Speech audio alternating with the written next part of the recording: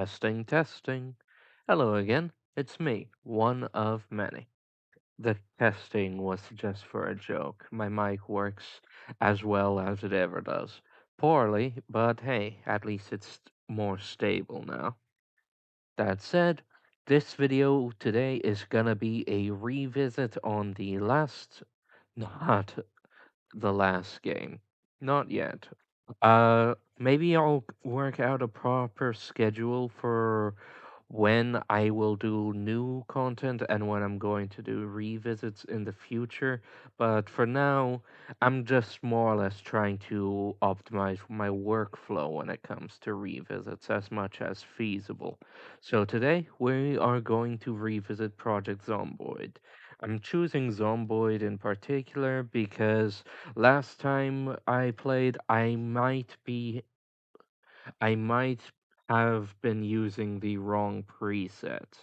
Needless to say, that it my gameplay might not be what people are expecting when they watch Project Zomboid, and I don't want to give off the impression that I was cheating by modifying sandbox settings excessively. This was using a preset, so now I will be using the first preset, which I do believe is the Apocalypse setting. I will be changing no other options other than, of course, making sure that melee hits are highlighted with the green outline. Thank you for your patience. No more delay. Let's get into the video now. And yes, this is still build 41. Hello again, and welcome to a new voiceover. I'm not much news here because there is a lot that we have to go through with. A lot of hijinks have occurred, I do assure you. But first, I do have to apologize.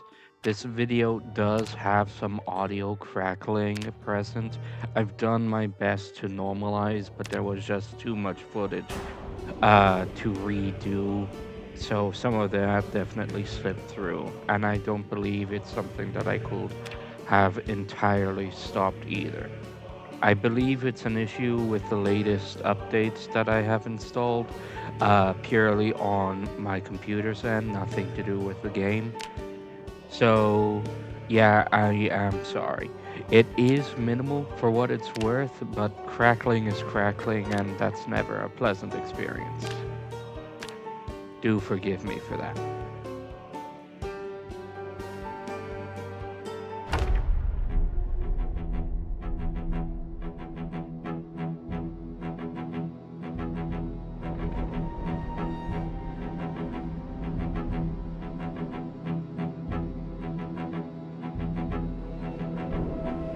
نبع الحياة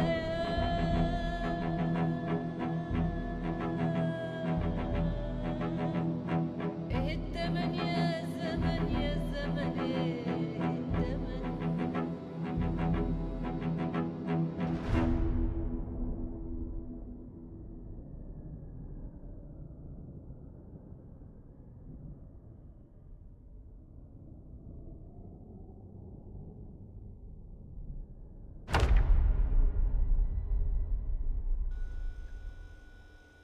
What you are seeing here is unfortunately not the first session of gameplay that I had for this recording session.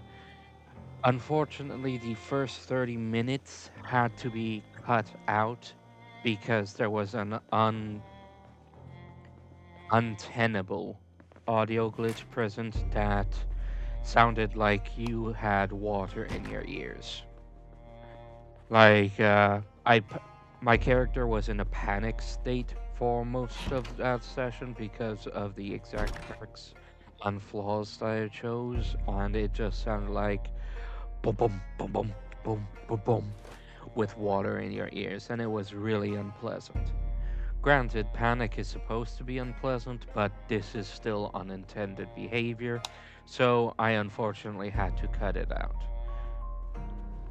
That said, rest assured, you still get to see me die in plenty of stupid ways a little later, rest assured. And if you were paying attention just now to the audio glitch that just happened when the audio got all crunchy for some reason, that is the audio glitch that I was referring to.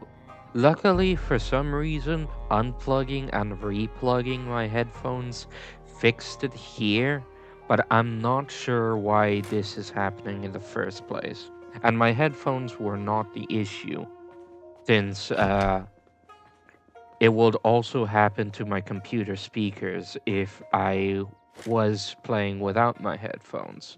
For some reason, switching the audio output source, I guess, reset the glitch and let me continue recording without too much interference, but you will definitely notice a few more moments of that here and there throughout the gameplay.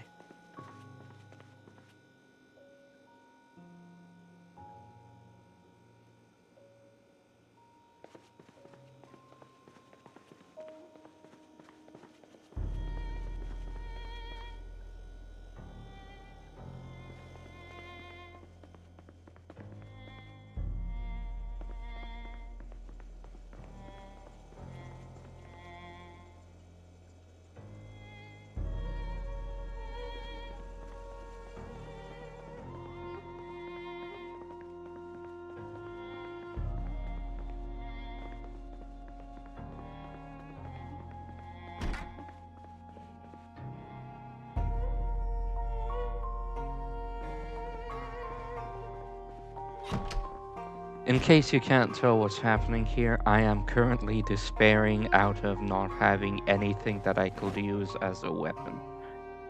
That inevitably bites me in a little bit, but there's only so much you can do against that sort of bad luck, and there's only so many zombies that you can try to handle with your own hands and feet. And that number of zombies is one, two if you're lucky.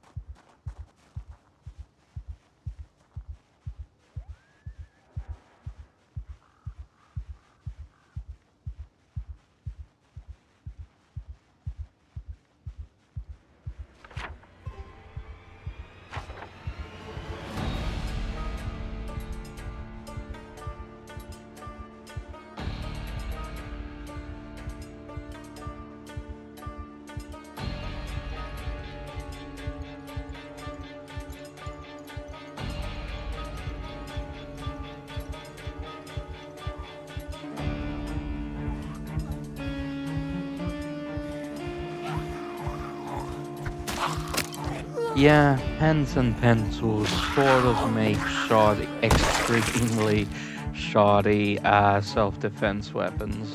I'm not sure that it's any better than using your bare hands, to be honest. But I think all weapons deal at least some damage to zombies, as long as they can actually hit them.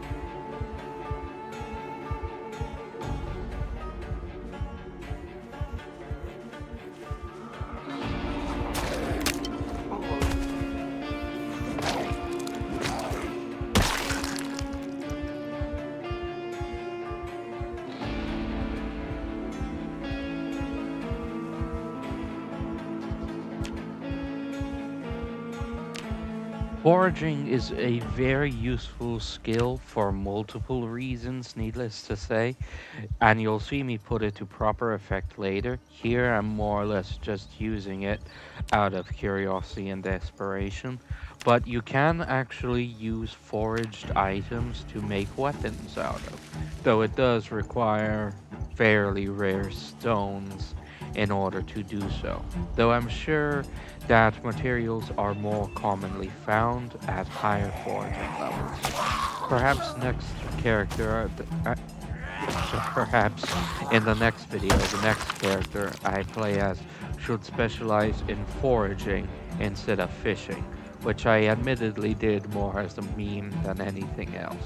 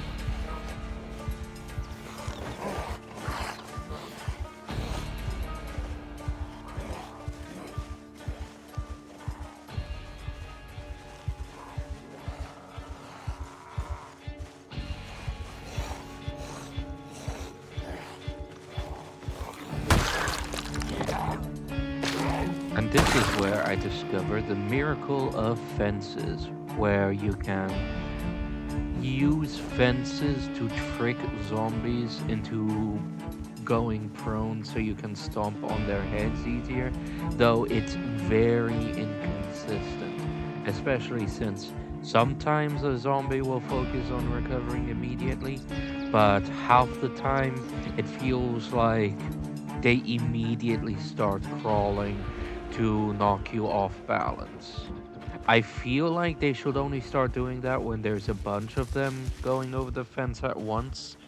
Uh, but I'm sure that's something that can be tweaked in settings.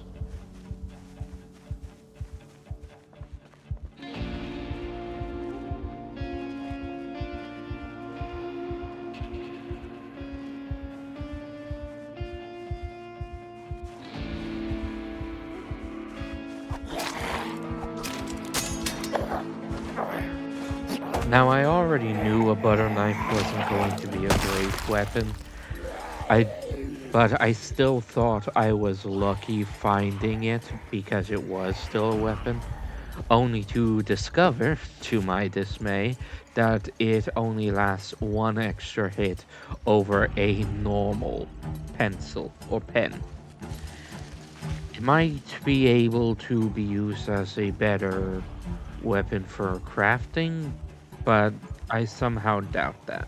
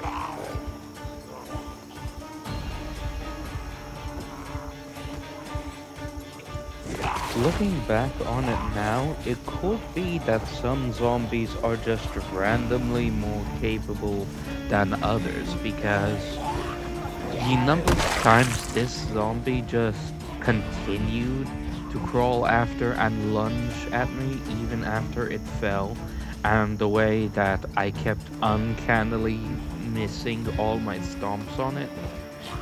Yeah, maybe it's certain zomboids' statistics or tendencies are random in that sense. Also, just noticed now, but when that zombie knocked me prone behind that tree, they also knocked off my golf cap, which is hilarious.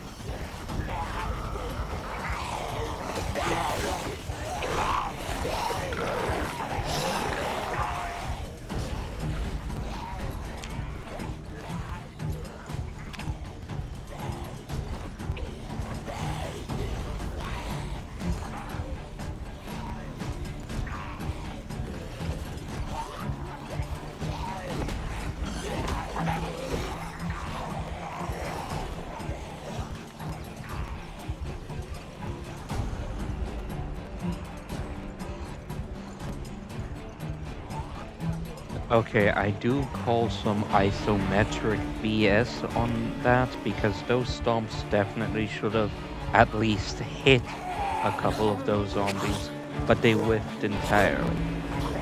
But here, as you can see, I see a zomboid with a gun, and I actually refer to the zomboid in the outro. But needless to say, don't expect me to be grabbing this gun. At least not in this video. Or ever, if I'm being honest.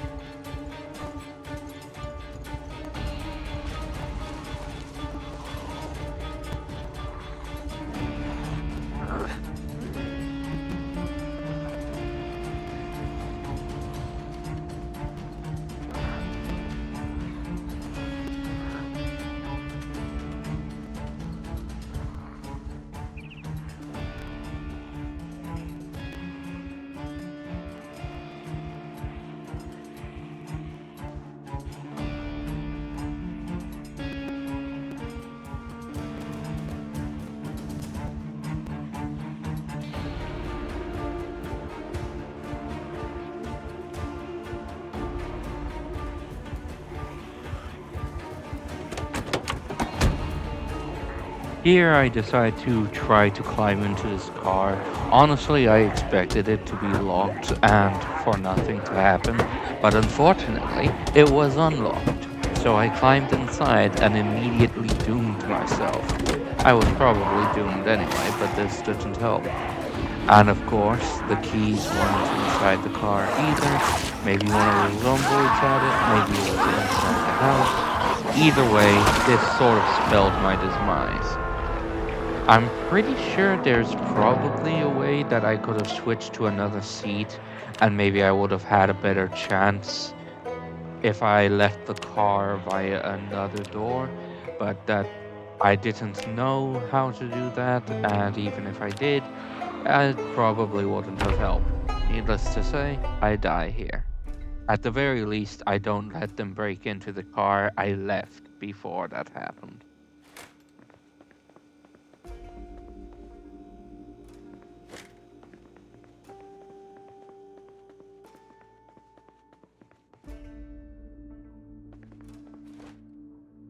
New house, new me. Rule number one: turn off all the lights, close all the curtains.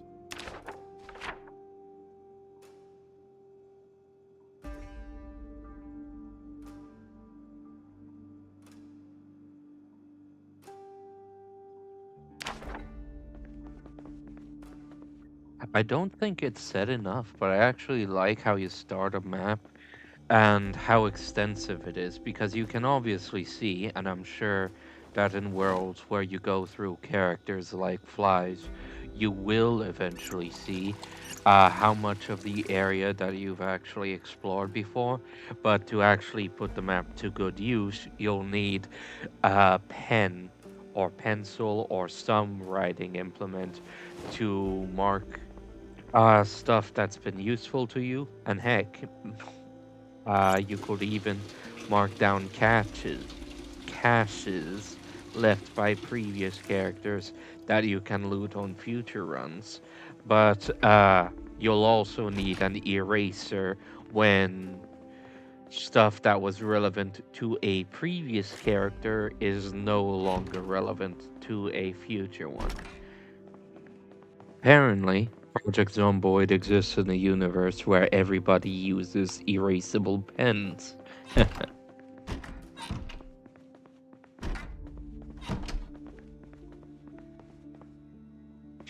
No luck with weapons here either, though, unfortunately. I do get closer to making something, but I'm not sure I accomplish it with this character. I think with the next one, but let's go a little longer and see if we should, shall we?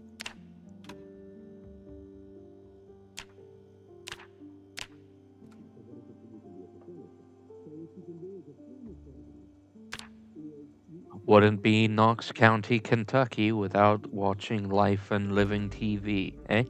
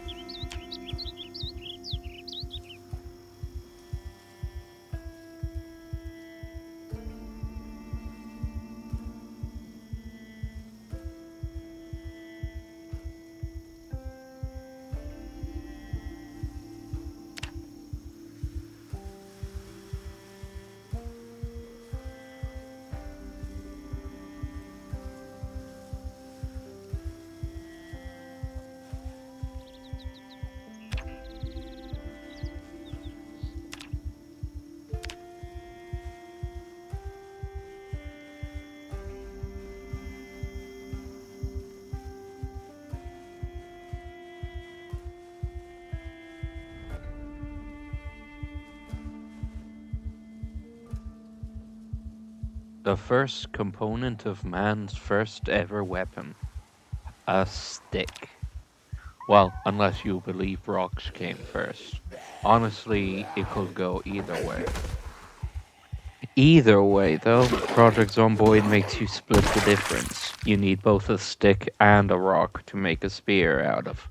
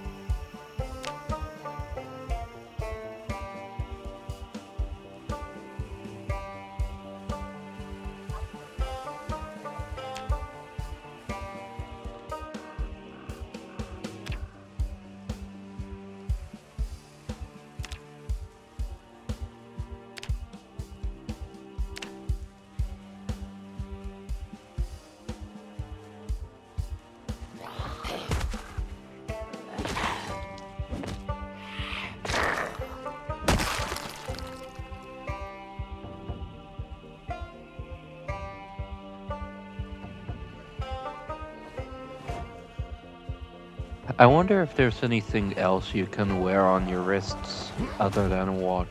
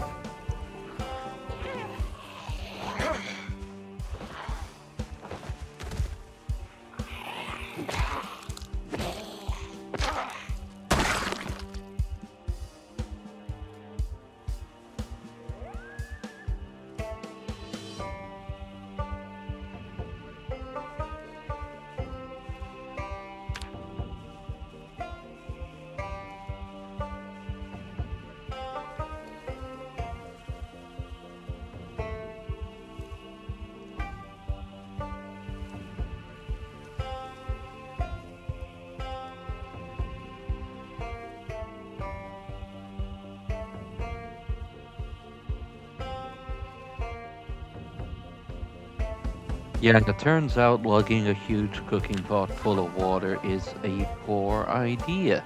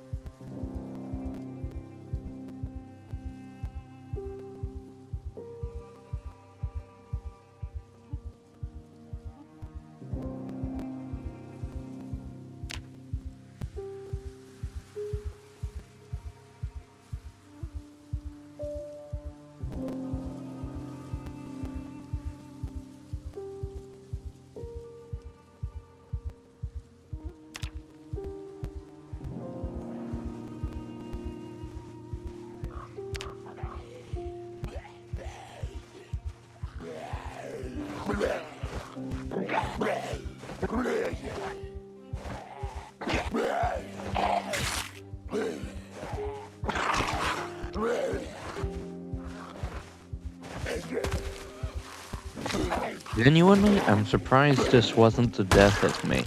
But for some reason, I feel like shoving zombies is really wonky, especially around trees. Could just be me being bad, though. Oh, to be specific, a bite wound is obviously the death of me. I meant I'm surprised I didn't die right there, to be specific.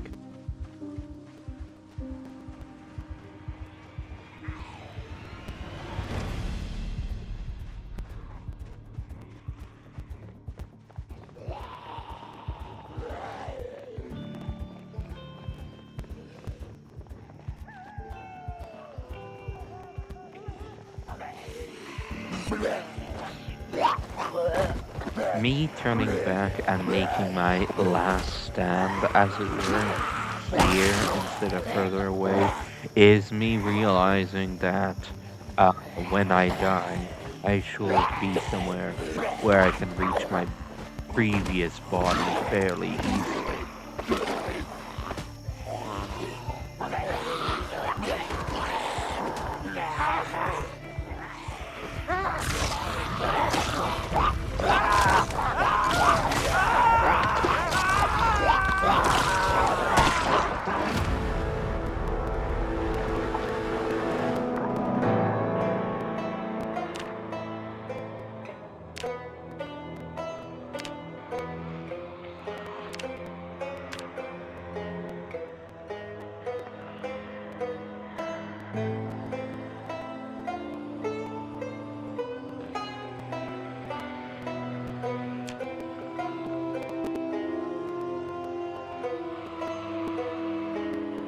If you're wondering why I got rid of agoraphobic, it's just because I figured you must be annoyed by hearing me panic every time my character goes outside. I certainly was by that point.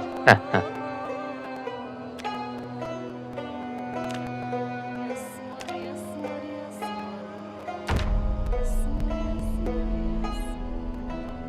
يسمر I'm not sure if this is a glitch, but I was surprised to spawn right back in the same house. And I respawn in this house a couple of times too. Uh, Later on in the video, I choose a different town to respawn in, and obviously then it puts me in a way different location. But every time I respawned here, at least for this video, I wound up back in this house. Despite the fact that this house is different from the house that I originally spawned in. I wonder if for some reason if this is meant to be the norm or And I was supposed to constantly respawn in the first house, but for some reason, something I did made it unsuitable for me to respawn there. Honestly, I couldn't say. I did appreciate having the stuff I left behind close at hand, though.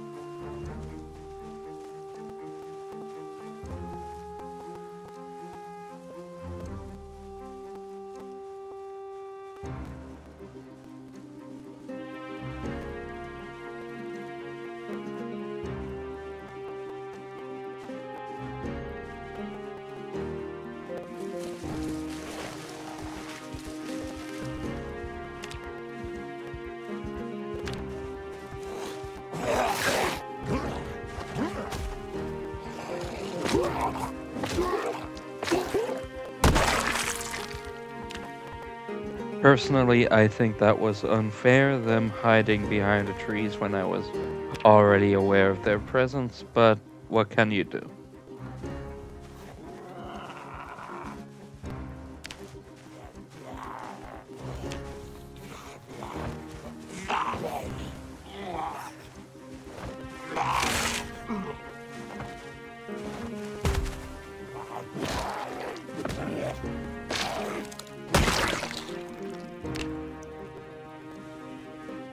Normally, walking alone should put you ahead of most zombies' walk shambling speeds, at least by a little bit, but as I would, but even though I knew intellectually why this wasn't the case here, I still far too often expect to be able to outpace zombies while crouching, which obviously is never gonna work. At least not at starting fitness levels.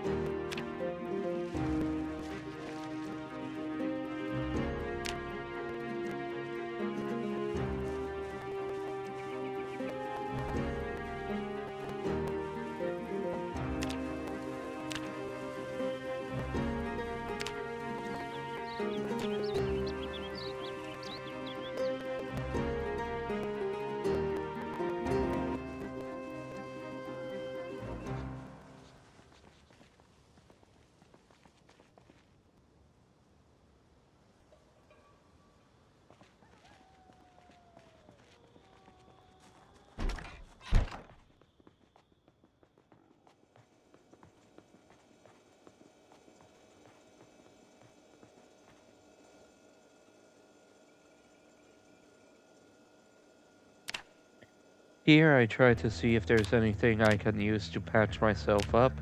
But there isn't. I mean, there is, but I don't realize that for a small while yet. Honestly, I thought I was going to die here, and it's only pure dumb luck, emphasis on dumb, that I managed to figure things out in time to avoid my death. The reason why I'm grabbing these jeans is that I knew that I could use torn up strips of cloth in order to bandage wounds, but I thought that I could rip up any normal piece of clothing in order to make those strips. That is not the case. You need scissors to rip up denim, and I'm not sure you can use denim strips in order as bandages. Though you can tear up multiple other pieces of clothing and you can use those strips. in order to make bandages.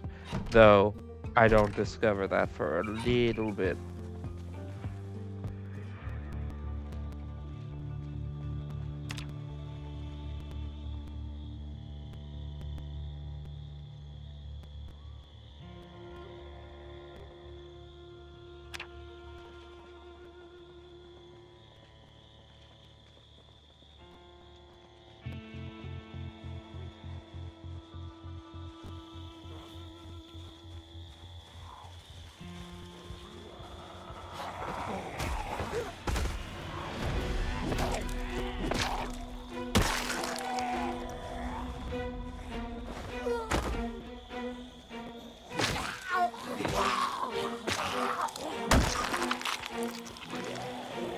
Hey, look, it's the character I was playing as before.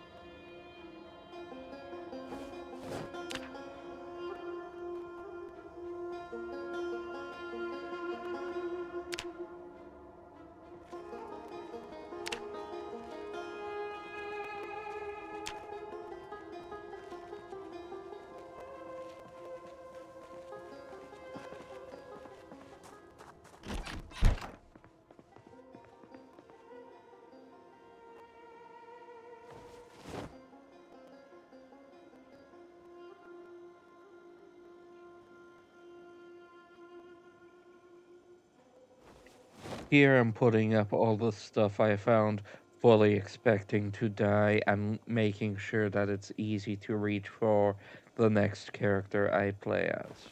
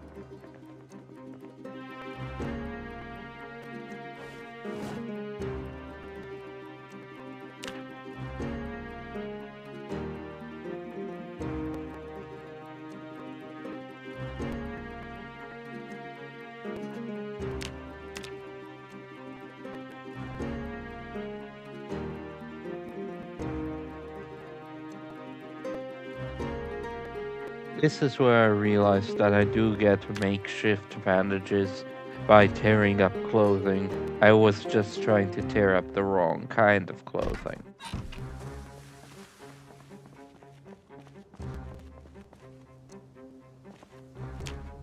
Here's me fetching clothing to tear up for bandages, but it also makes me wonder if certain wounds on certain places have a maximum amount of damage they can do to your person, because if I had like a couple scratches on the arm and the chest, if I yeah, the left forearm and the upper torso, like I don't think you're going to bleed out of that faster than you could recover from.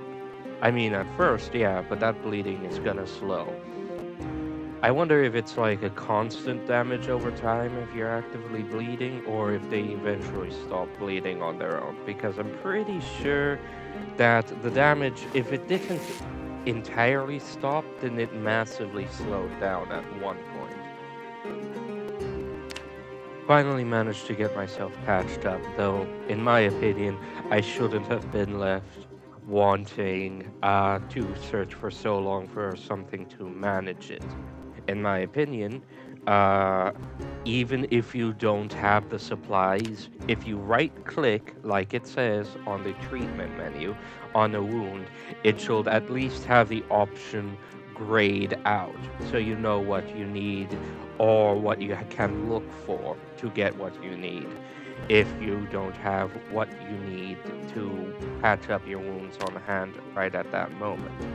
Just seems like sort of an oversight, especially since the crafting menu is fully open and unlocked, at least as far as I can tell, despite the fact that,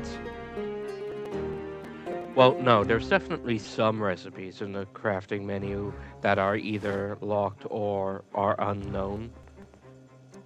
I just think that when it comes to your own body, you can look at a wound and your character should be able to say, I should bandage that. And that should show up as a grayed out option on the menu. But that's just my opinion.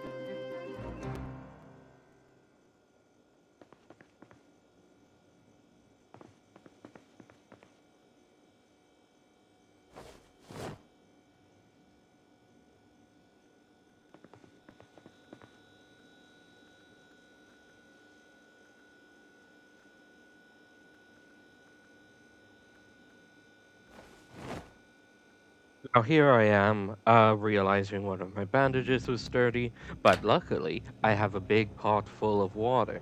I thought, and I was initially under the impression that you needed to actually do some sterilization work. Admittedly, based off of a storytelling video, well, storytelling style type of video that somebody else did where they washed their bandages in a pot of boiling water. Yeah, it turns out that's bunk. You just need water and it'll wash your bandages for you. Of course, when the water shuts off, you wouldn't so easily use up your own supply.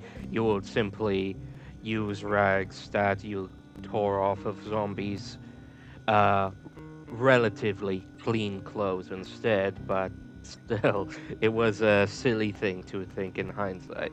But yeah, it just goes to show how unprepared I am for when the power and water will eventually cut out. Though I do not know when that power, when that will exactly happen under apocalypse settings. Though I imagine no more than 2 weeks, if a week.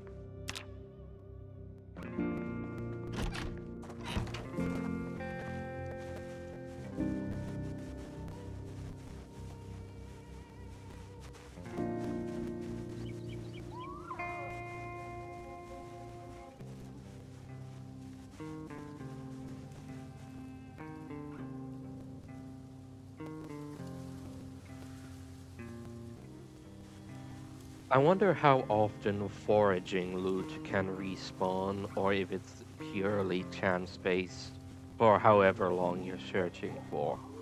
Because I'm pretty sure I already searched this area, at least with my last character. Uh, but perhaps it resets automatically whenever you switch to a new character. I wouldn't know for sure, naturally. Though I do soon get the idea that it actually might be fairly dangerous trying to do foraging at night, so I generally stick around the house if I do so.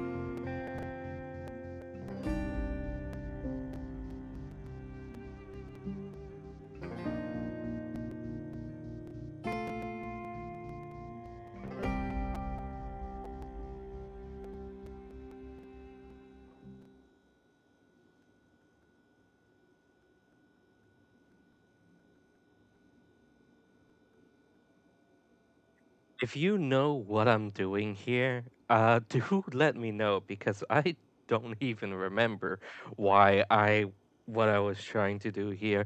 I suppose when I failed to go to sleep because of how much pain my character was in, which to be fair is reasonable considering he lost a lot of blood and I left his wounds open for probably several in-game hours. But yeah, I guess I just sort of gave up and sat in front of a fizzling TV for quite a while before eventually one of my bandages got dirty. And then I got up and went to wash it. And then my character shouted for a bit because my finger slipped and I accidentally hit Q instead of W, which is the character's shout button. And honestly, Q seems, in hindsight, to be a bad idea to put that kind of button in, since if zombies were around, that's basically an instant kill yourself button. But luckily, nothing came of that at this moment. Either no zombies were nearby enough to hear it, or shouts within a closed home are considerably muffled to the outside world. I wouldn't know for sure either way. Either way, though, I got lucky here.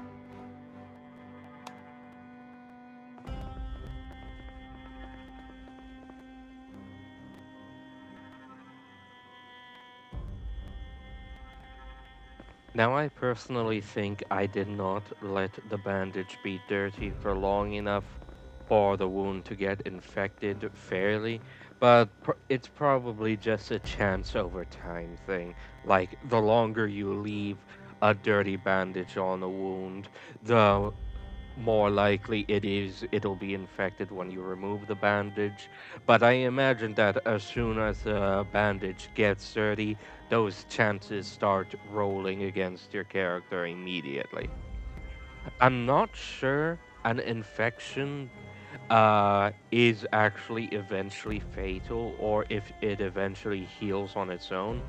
As you'll see later, my character eventually recovers, not from the infection. I think the infection stays until this character eventually dies for other reasons, but their health got nearly up to full anyway, despite it. So an infection doesn't actually seem as serious as it could be.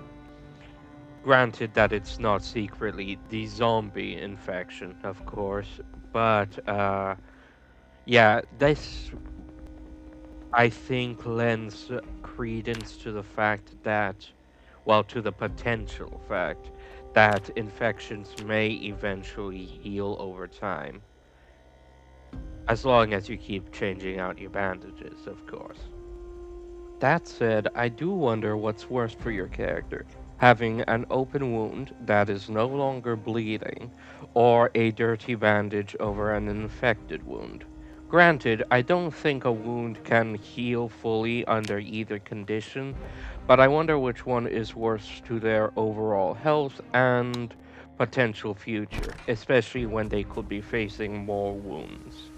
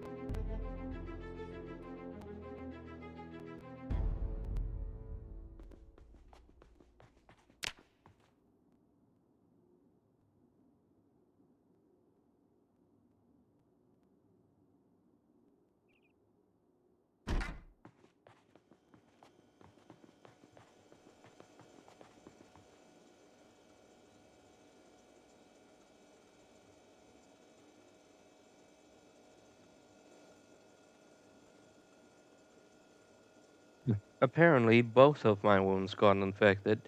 Then, yes, infections do eventually heal over time because I do know for a fact that one of these wounds did manage to fully heal before this character died.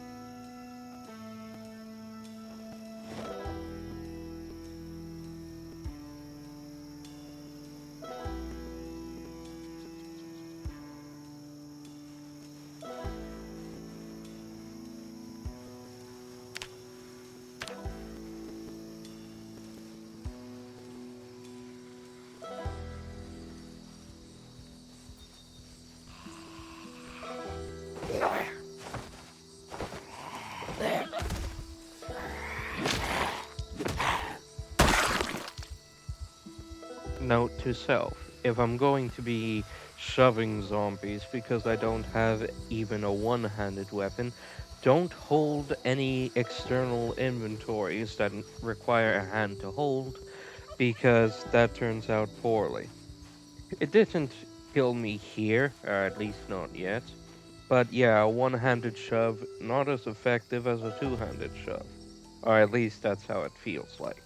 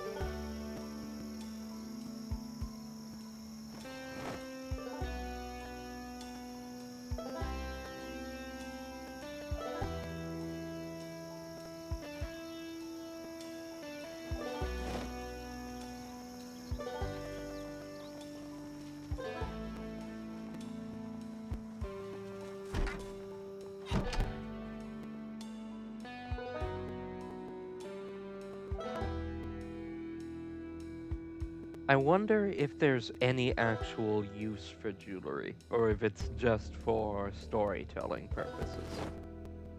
Also, not sure of what the point is for the foraging skill to tell you the location of items you yourself dropped on the ground.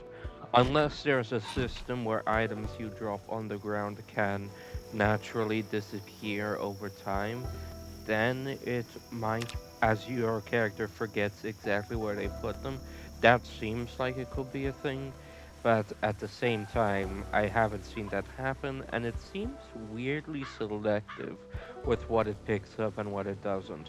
But that could just be because of its relatively low level still.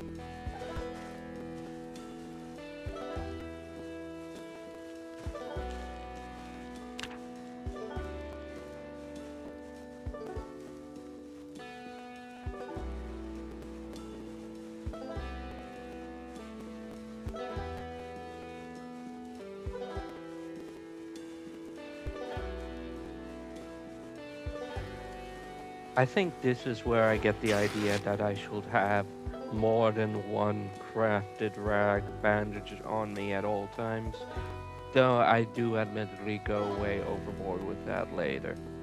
For the most part, I'm not sure you should tear all spare clothes you have into rags, since I think clothing does degrade over time, though don't quote me on that. For now, though, not here in this video, but in the future, I think I'll simply keep all spare clothing that I find and only tear them into rags as I need them, in case for some reason I need the clothing items themselves for some reason.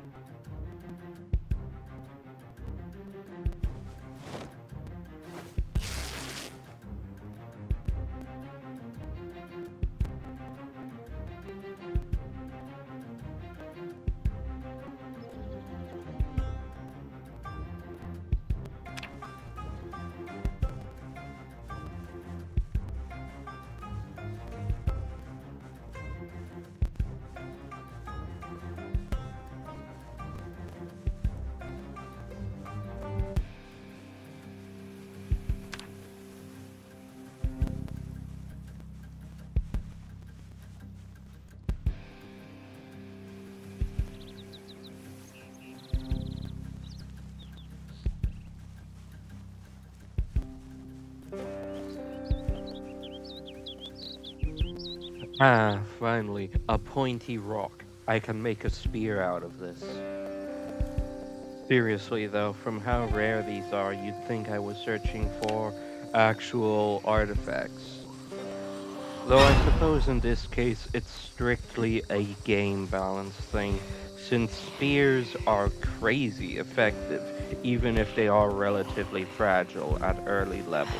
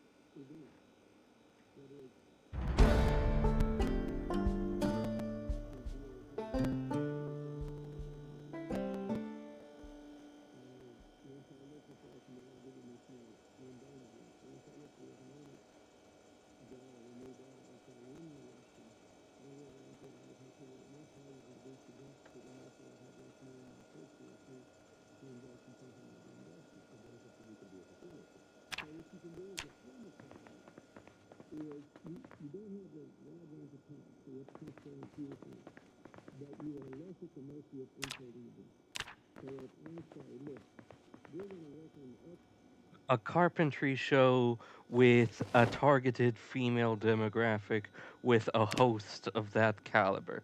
Gee, I wonder what the implication here is.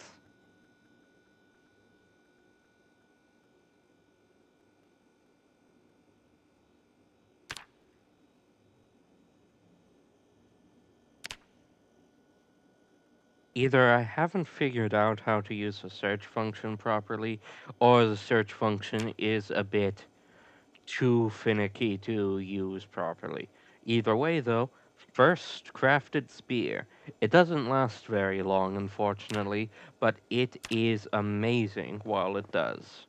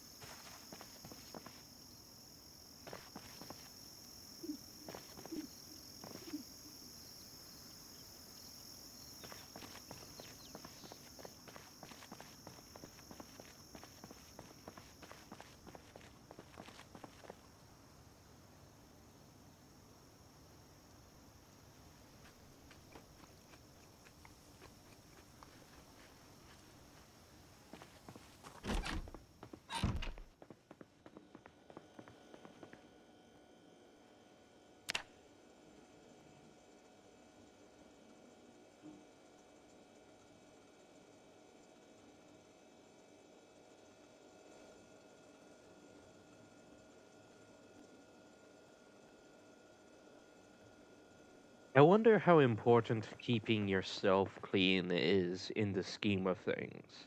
Like, if it increases the chances your wounds get infected, the dirtier you are, or if, say, as an extreme example, if zombie blood gets into an open wound, could you get infected that way simply by being covered in blood instead of any actual bites?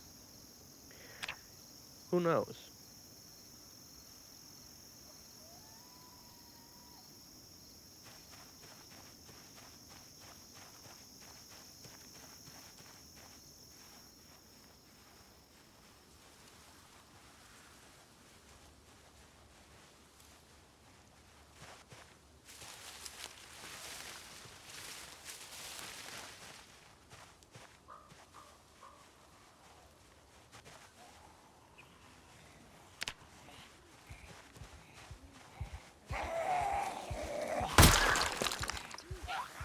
And that is why spears are pretty darn epic. Hence why I had that little game balance debate with myself earlier on why stones are so hard to find.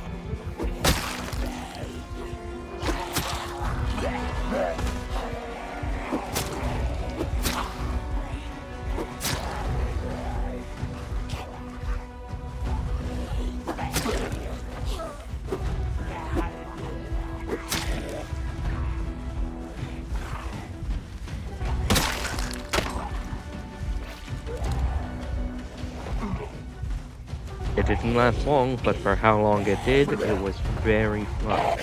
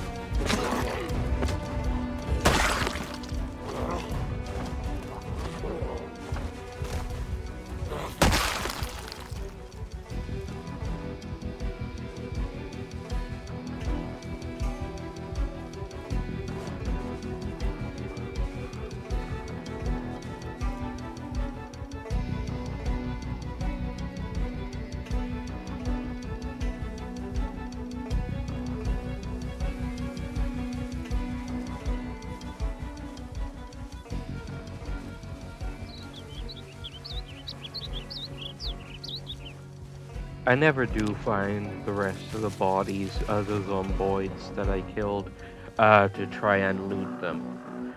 Uh, in my opinion, that's something that the foraging skill should and could be used for, but sometimes you just forget about where you left something.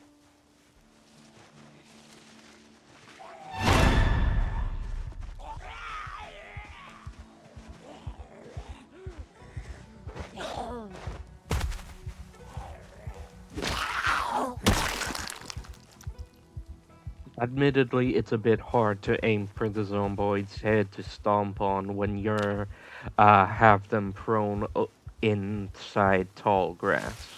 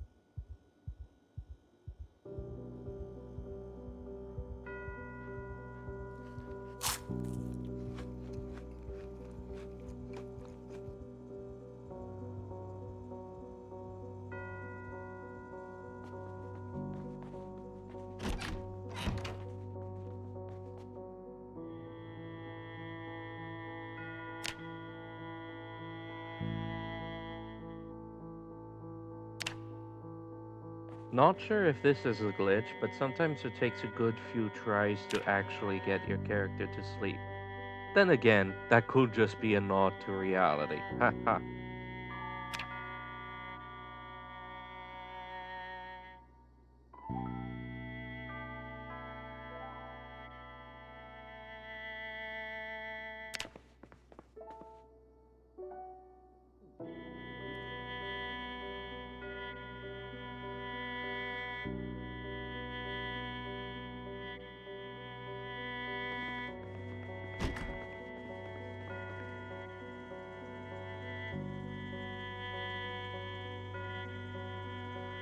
And it's here that I realize that a fully healed wound would would not magically remove the bandage off of itself, and that I did have to check. Luckily, I did have a pretty good idea that the wound under this bandage was healed, considering that it hasn't dirtied itself in a long while.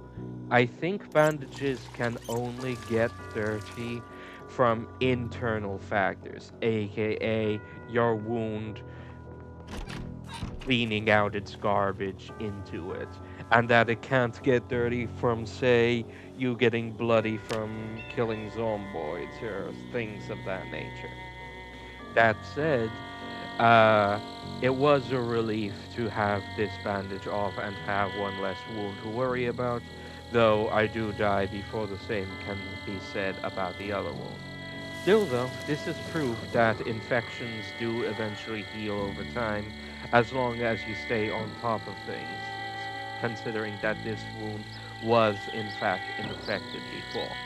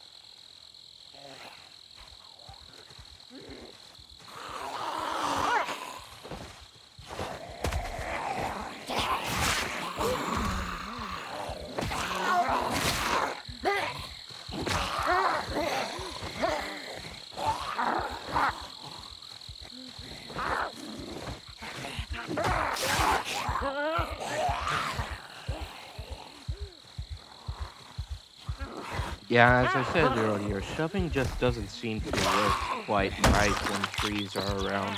And with a neck wound in my, well, with a neck wound like that, my death was inevitable. Still, though, I'm pretty sure that I could have healed it had I focused on just running away and bandaging up as soon as possible, but I don't have that kind of game sense just yet. Also, I wonder if me being zombified at the end of this was because one of the wounds got infected with the zombie virus, despite none of them actually being a bite wound, or if that was or if direct death against zombies always zombifies you, even if they don't actually get a bite off. Because realistically, it wasn't the zombies that killed me right then. In fact, I managed to kill them before I managed to go. But blood loss got me in the end. No amount of bandaging could have stemmed the flow in time.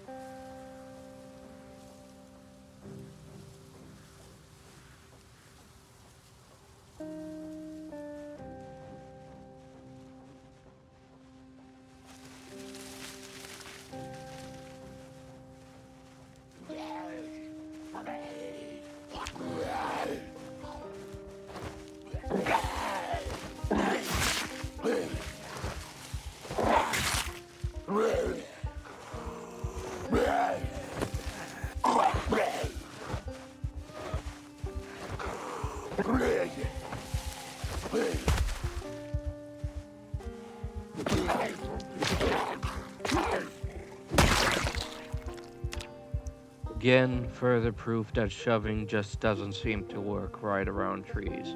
Technically, this wasn't an unsalvageable situation, but considering that I have a pretty big scratch, not just in my neck, but in my groin, I decided that instead of looting my previous self for one of the bandages that I knew I had on me, that I should just let this one go instead. And this is where I decided to respawn my new character in Moldrog, or however you're supposed to pronounce it, instead of Rosewood again, just to see how different it was over there. It is the first option on the list, so I assume that the devs assume that most people will spawn over there for their first go on in any case, so I decided, why not? Let's see if this is any different. And it was, or at least it was for this particular character. I mean, a two-story house? Oh my, that's outside of anybody's pay range in this economy.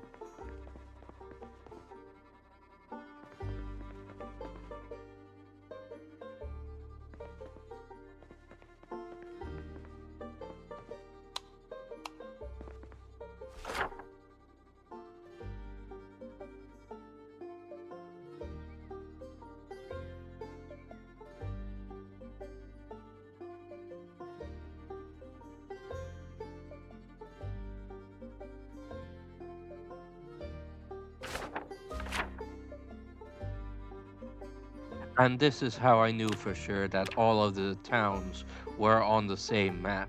I mean, I already had a pretty good idea that that was the case, but it was nice to have confirmation nonetheless.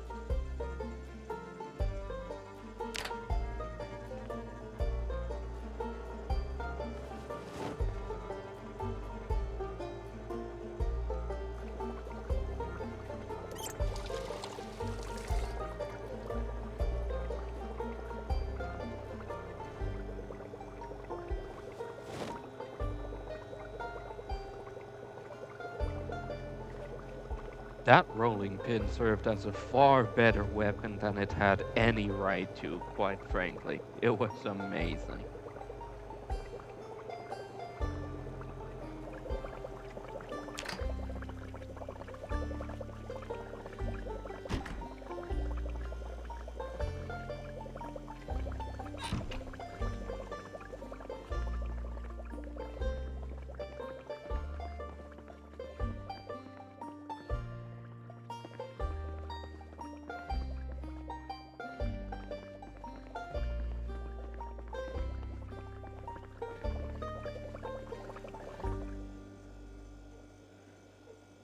I learned a little later that apparently carry-over cooking is actually a thing in this game. AKA, if you leave something in a hot oven for a while, even if you turn it off, it's still gonna cook a little longer. Luckily, not to the point of burning here, but still.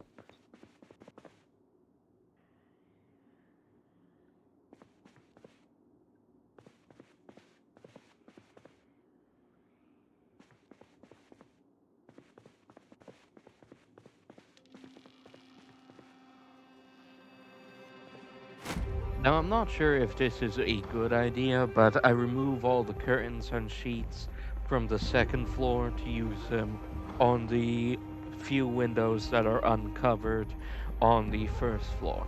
I'm not actually sure if zomboids can detect or see through windows on higher floors. I generally don't think it's an issue, but it might be something to consider in the future.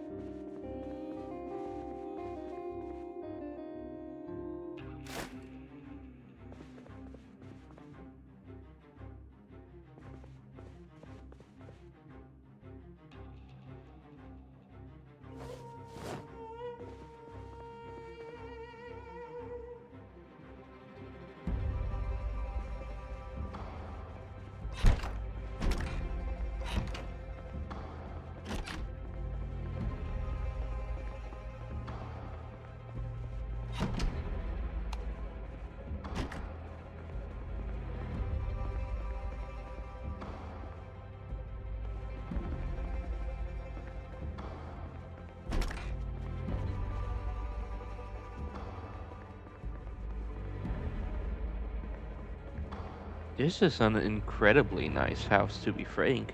This guy must have been upper middle class. That said, though, I do still believe there should be a second bathroom, but that's just me.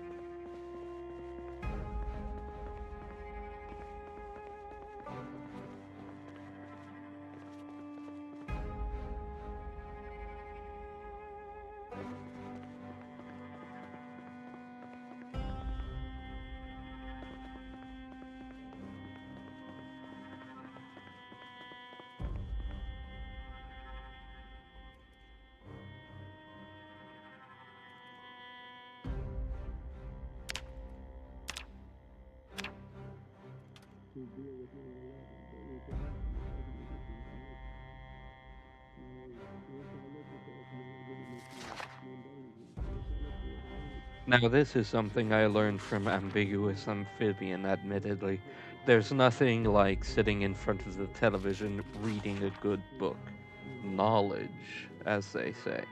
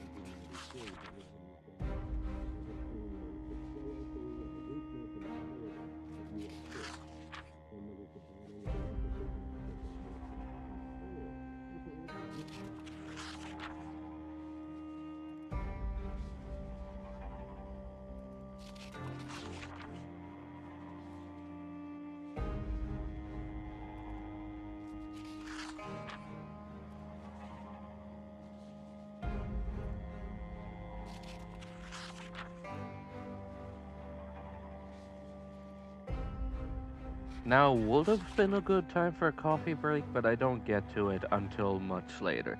That's on me. I should have made one closer to what I felt was the middle point of a recording, but it's a bit, admittedly, a bit hard to tell these things ahead of time. As I said before, I just called them when it felt right. And while the timing could have been better, I think where it eventually ends up is more than fine enough.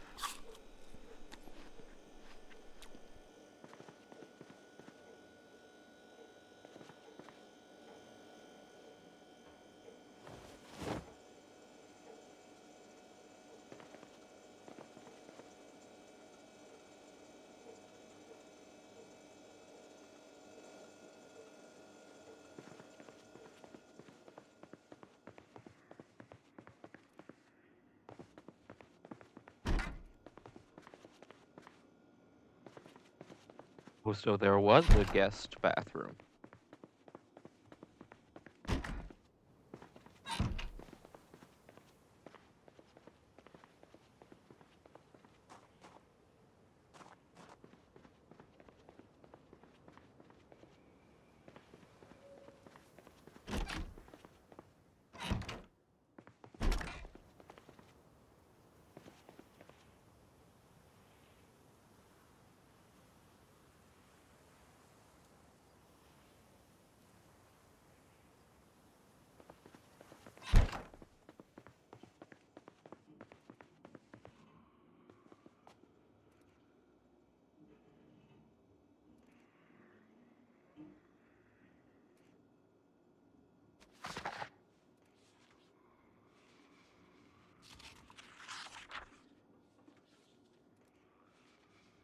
Mostly, I'm just waiting for the daylight.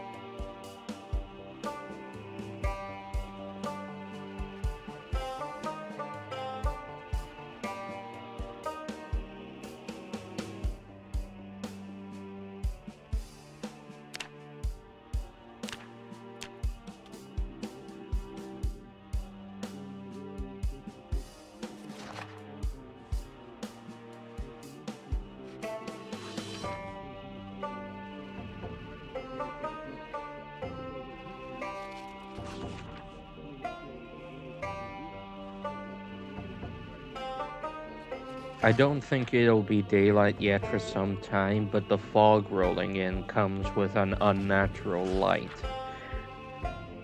There's fog around my area too, and for some reason it does tend to make the night quite a bit brighter than it would otherwise. I suspect because the few lights that are on outside carry much further somehow. But that's just a guess on my part. Perhaps the moonlight shines upon the water vapor like like a million mirrors.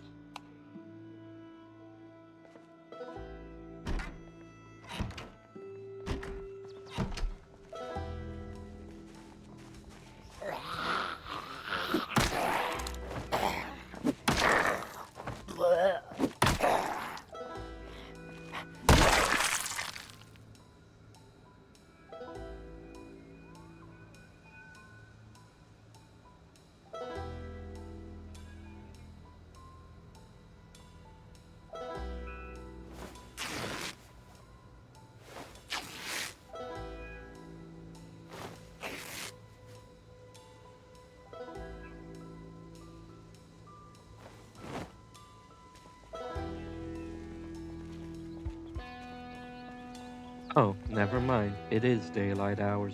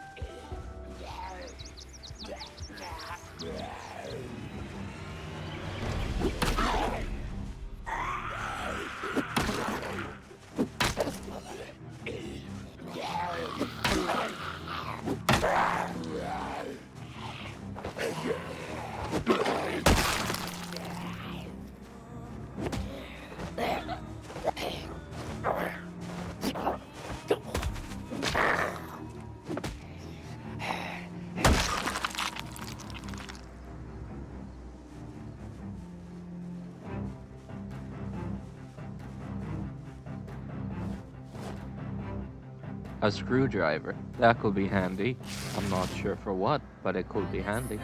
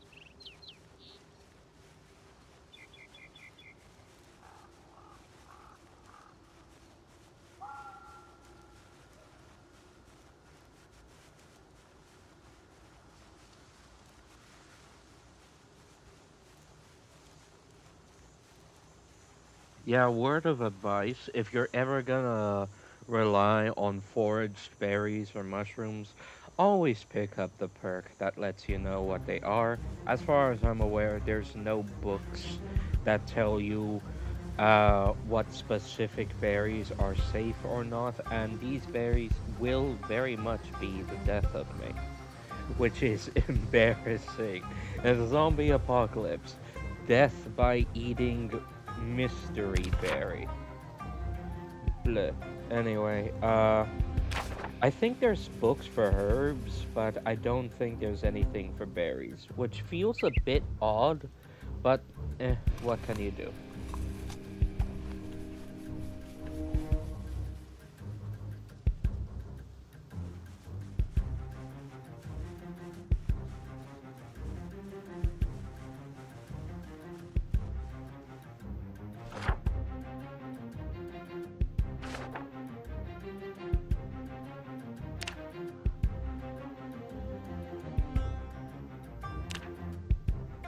My thought was, eating half of this berry just made me a little bit queasy and a bit feverish. Surely eating the whole thing won't kill me. Eating the whole thing killed me.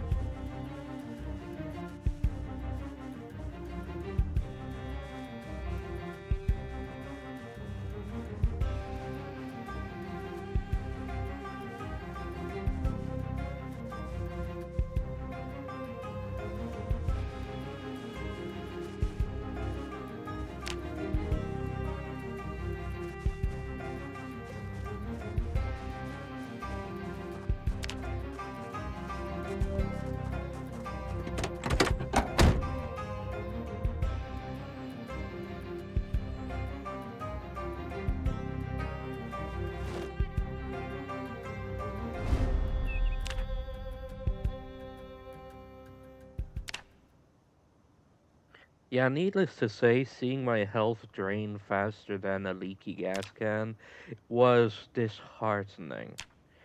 And I do wonder if there's like degrees of poisonous forage. Like, is there some forage that will make you sick but not kill you? Or is all forage, if it's poisonous, instant death if you eat a little too much of it?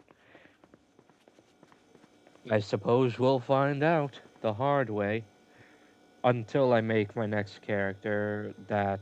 Until I make a character that has a perk that lets them know when berries are poisonous or not.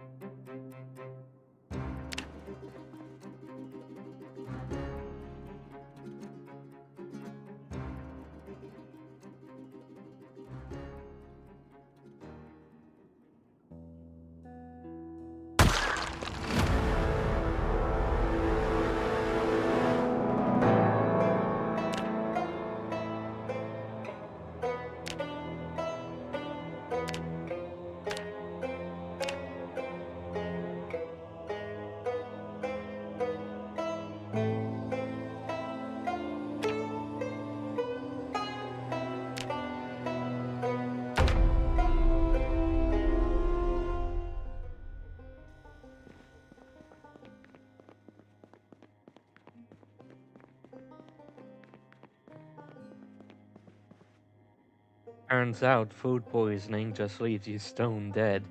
Nobody should ever have to go through the mental anguish of dragging their own corpse out of their own home.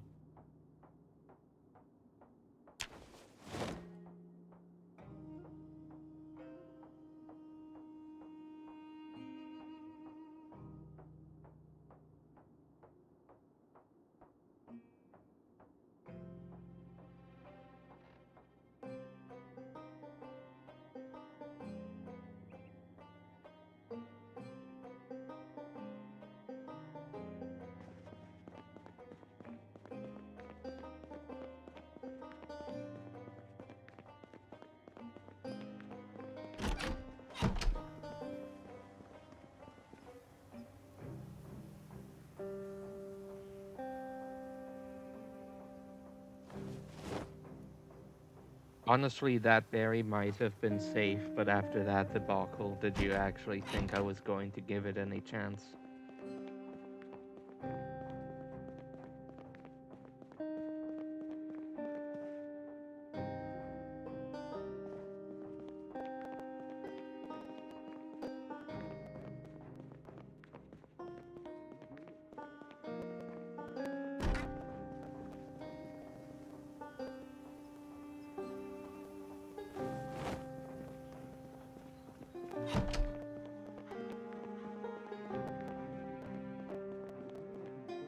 I think this is the character that sees me through the rest of the video, though I suppose we'll see for sure. I suppose this, more than anything, tells you how important and useful it is to have a good, strong weapon at game start. I didn't expect a rolling pin would be that weapon, but here we are. Oh, and we're watching the Woodcraft show again with that presumably alluring TV host. That said, I did not imagine watching one 30-minute show, well, presumably roughly 30-minute show of TV is enough to instantly push me past the beginner level of carpentry and literally as I'm reading it, make the book in my hands actively useless. The wonders of technology, eh?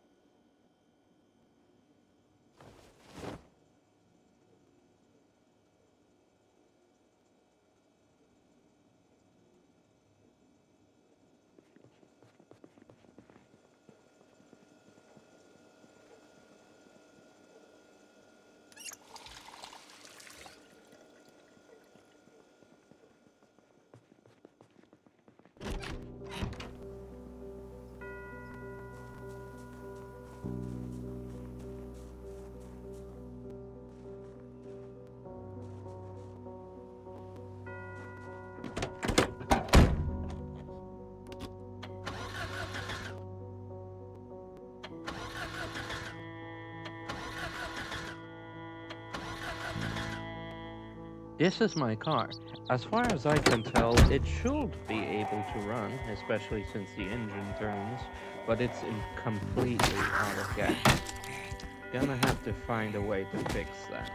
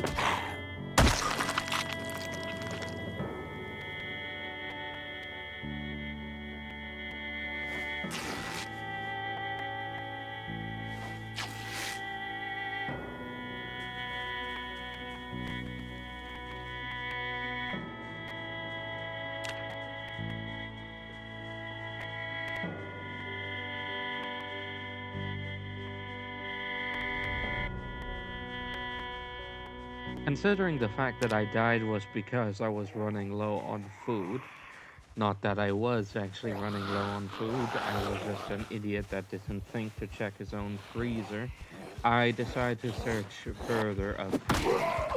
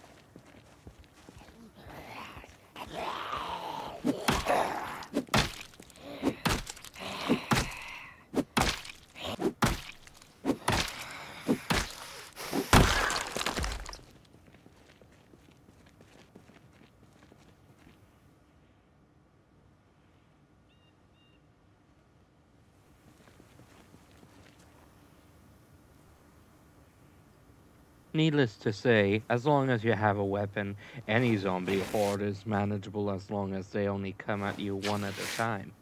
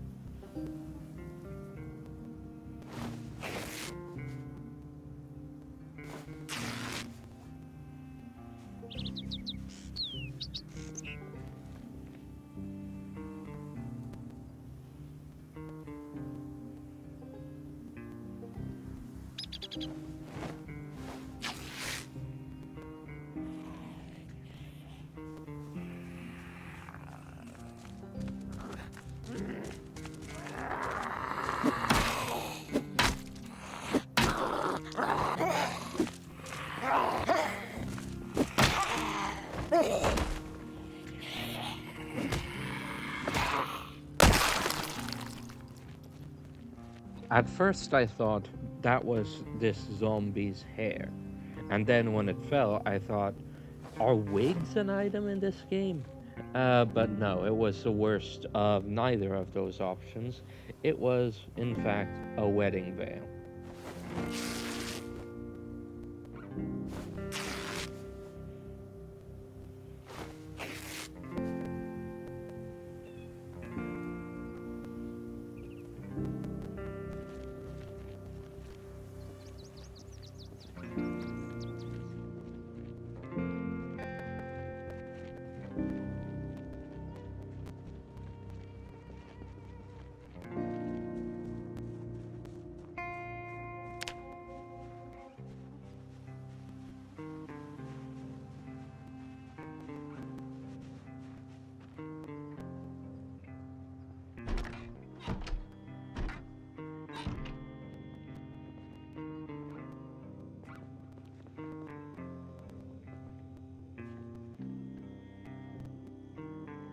Why foraging decided to single these items out of the pile, I have no earthly idea, but it did inspire me to put everything away.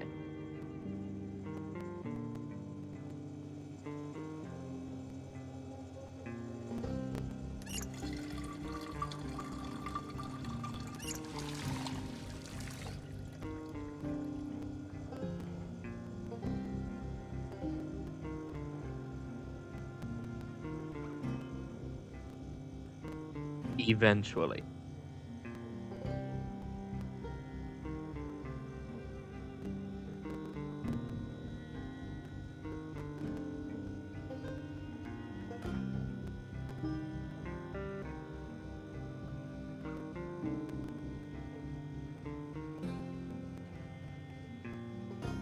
And this is where I learned that you just have to be within hearing range of a TV in order to learn anything from any programming it might have, and not necessarily in view of the screen.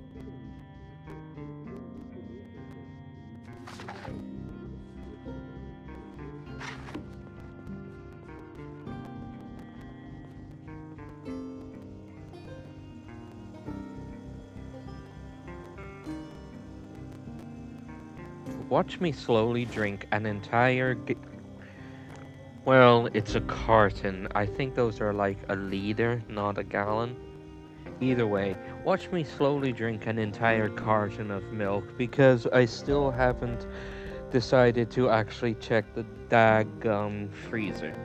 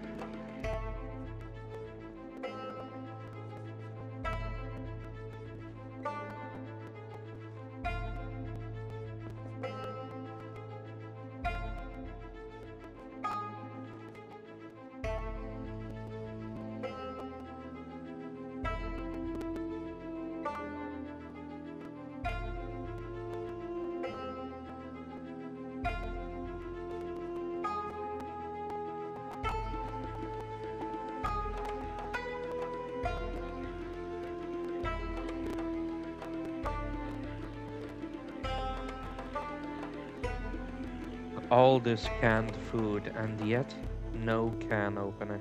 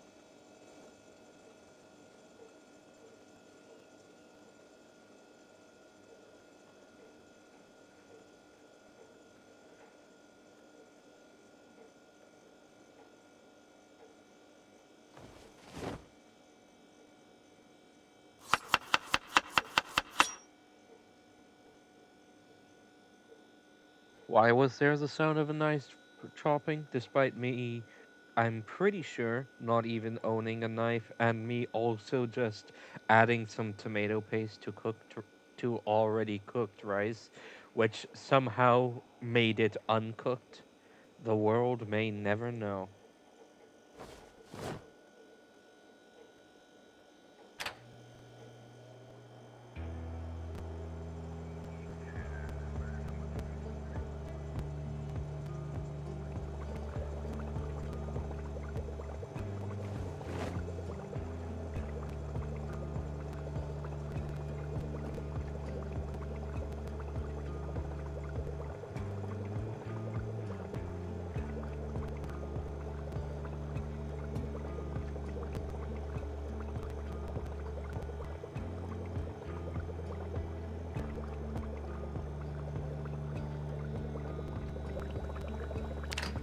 Watch carryover cooking in action.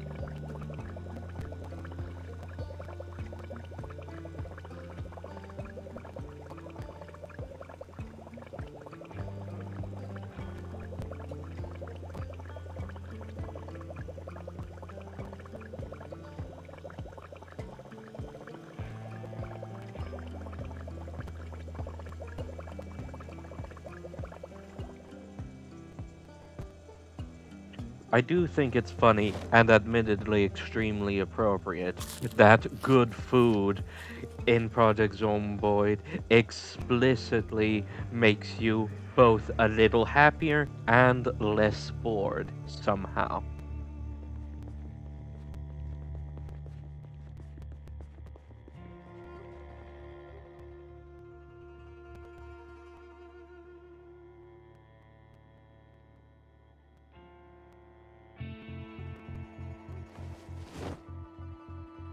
I really did go overboard with the ripped sheets, but I'm really not sure just how many you should have on hand just to be safe.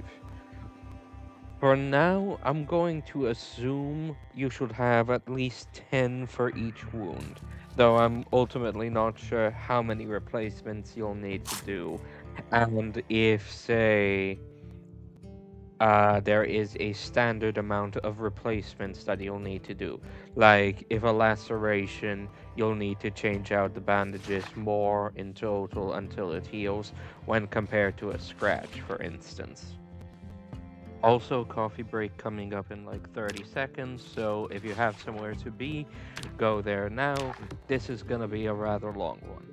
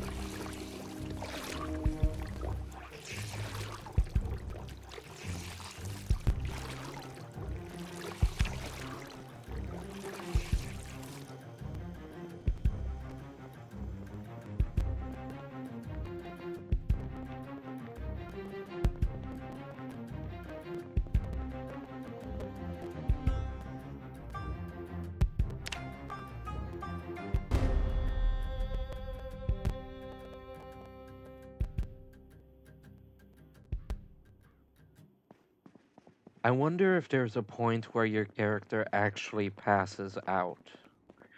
Because I know being extremely tired makes them overall so much worse, but is there a point where they do just pass out?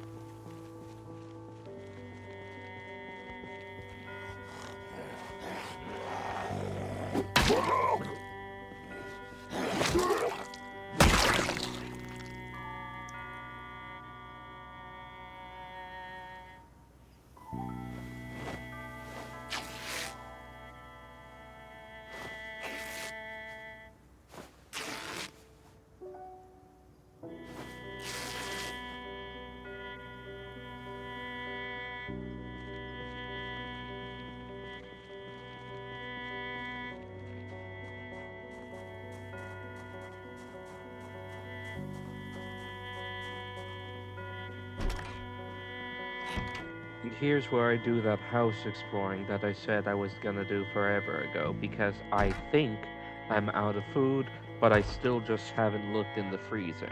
I think it's only looking in this house's freezer that I realize that I haven't checked my own.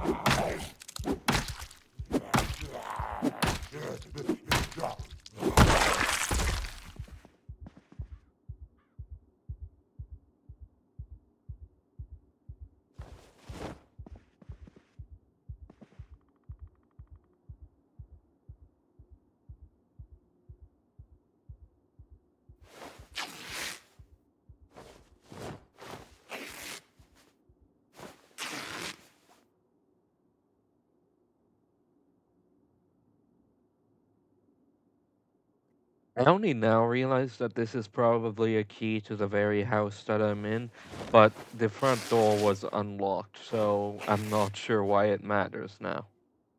Still, though, no reason not to keep it on me.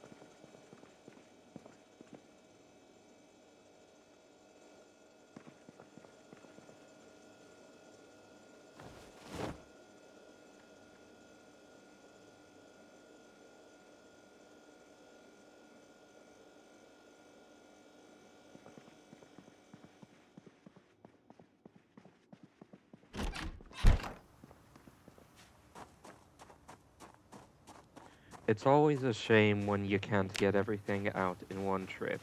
If only I had some sort of bag or even a backpack.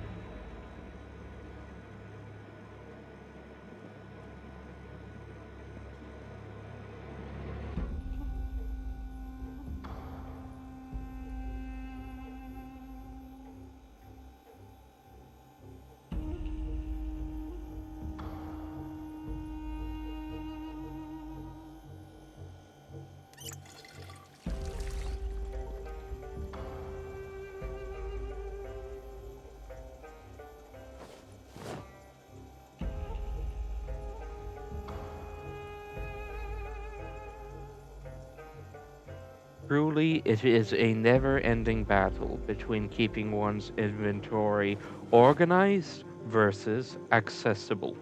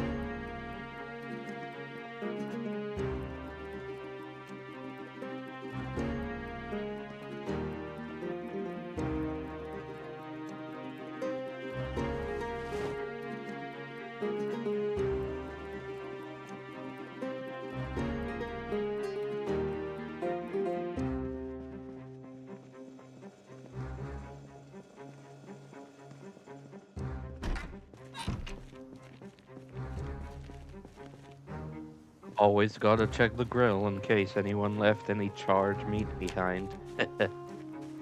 Though I wonder, well, I guess smoking is a way of preserving meat. I'm pretty sure you can't.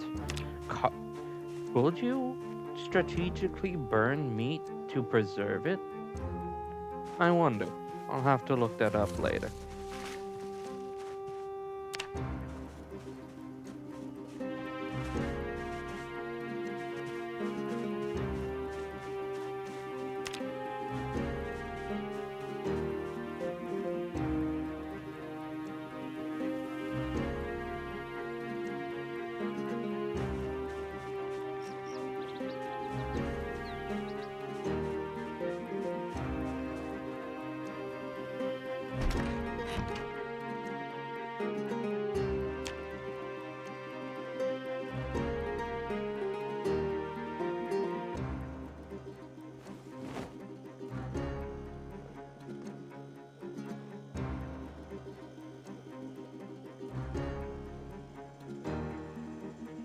Finally, the man decides to check his own freezer to put in his stolen goods, sees that there's already food inside it. Oops.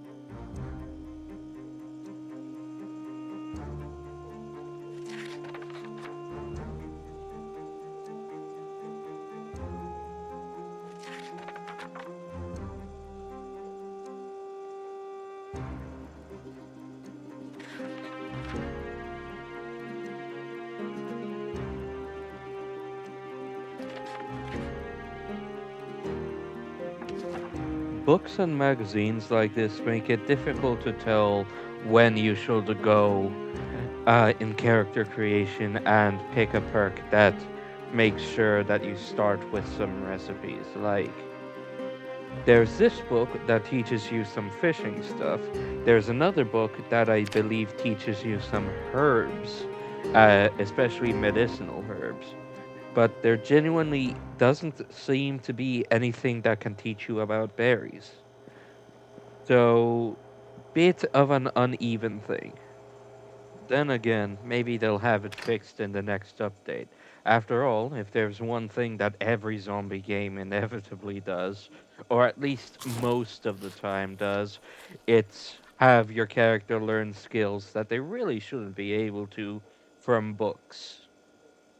Oh, and I decided to eat a bug for no reason other than because I could. I wonder if I could use those as bait. Probably, if I was anywhere near a body of water with fish in it.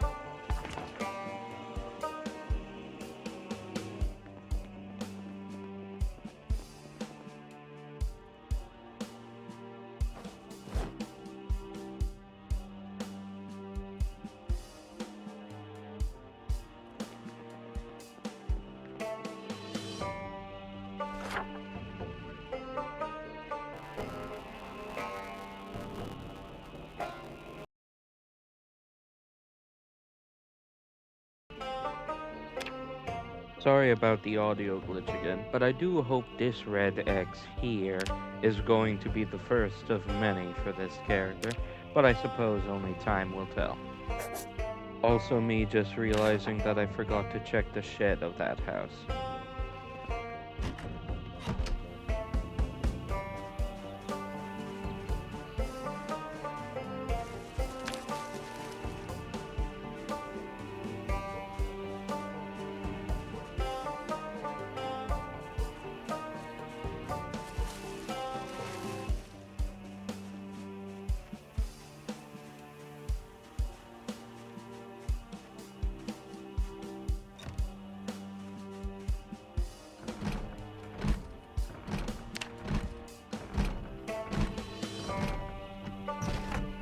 Huh, the window actually opened.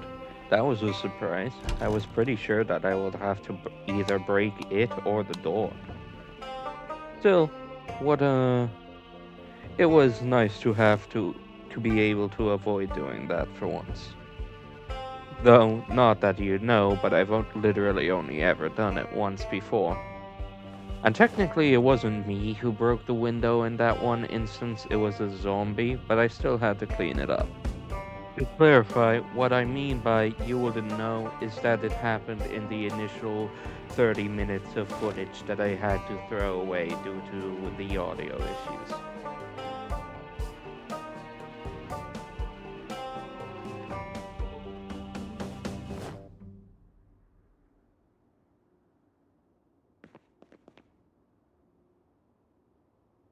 Empty gas cans. As I said in the intro, that could be the start of a working vehicle. Though obviously I need to find somewhere that I could siphon gas from. And I don't suppose there will just happen to be a gas station nearby.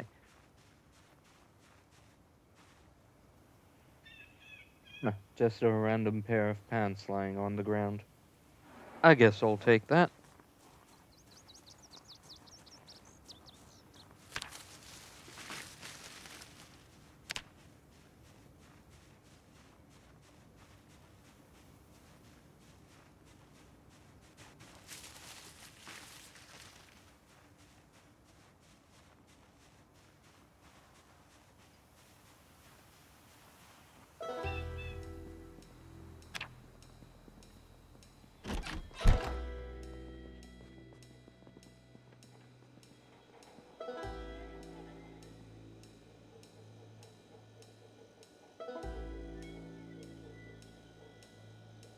Hammer was a really great find, as was a saw. I'd still like a few more tools, of course, because you can never have too many. But let's just say that this could be the start of some carpentry projects. If you're wondering what I'm trying to do here just before I end the video, I'm trying to find the emote wheel so I can have my character wave goodbye.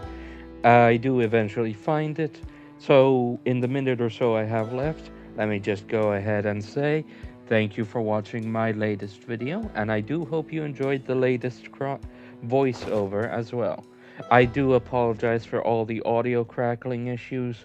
I hope those diminish as Microsoft keeps fixing their own problems, but I don't believe it's anything that I can truly control on my end.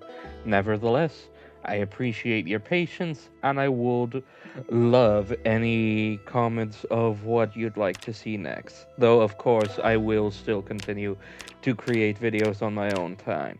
That said, I will be taking a small break after this because it's gonna be a lot of time to properly subtitle everything. Thank you very much for watching once again, and do take care.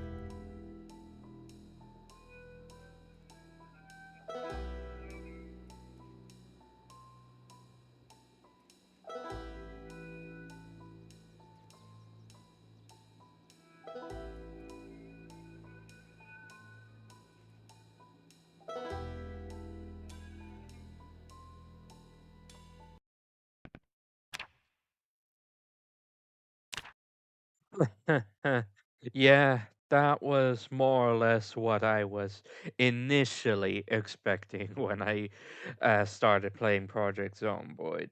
Needless to say, good game. Very good game. Like, this is something that I learned a while ago, in case it wasn't clear. But something that I'm still surprised when I see it put into practice again and again. Getting Now, obviously, getting swarmed constantly and dying repeatedly, that's no fun. But that but there is some balance to be struck. Like it feels intense dealing with zombies, even if there's nothing going on a lot of the time. Like dealing with those crowds or running away and failing to deal with them. It was just thrilling. Yeah, you need adversity to have a little fun. There has to be something you're working against to make any progress actually meaningful. That doesn't necessarily have to be enemies, of course, but here it is the enemies. Man, I can't wait to play Build 42, but I'm going to go ahead and let them finish fine tuning, tweaking, and stabilizing it until they're confident enough to put it in the main branch before I touch it. AKA, I'll wait until they're actually done with it. That said, yeah, this game is amazing. And, yeah, though I do think I ultimately should be allowed to tweak the sandbox settings some. I am going to leave them as it is, and if I do revisit this game, I'm going to try to stay as the character I ended up with at the end for as long as possible, or as long as feasible. I even have a car, though it's out of gas, and I'm not sure if it'll run even if I do gas it up, but I found some gas cans, so we'll see where this goes. Man. Who knew? Adding more zombies into your zombie game actually makes it thrilling. Though I wonder where I'd be able to find a gun. Unless I got lucky with a house spawn or found it on the body of a zomboid. There were a couple. And there was definitely that one guy with a rifle, but that was in another town. And all right, that's enough out of me. Carmen, do your thing. Bye.